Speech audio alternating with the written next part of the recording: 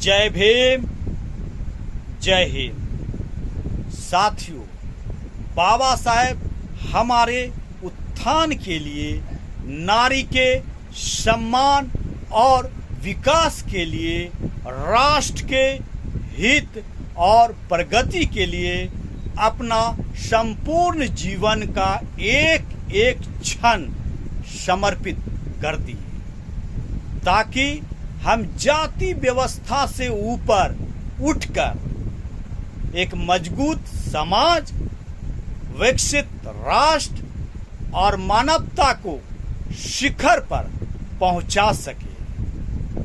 ये तभी संभव होगा जब हम सभी देशवासियों 1.4 बिलियन लोग बाबा साहेब के विचार को आत्मसात करेंगे। इसी के साथ मैं अजय कुमार हरी, जय भीम, जय हिंद।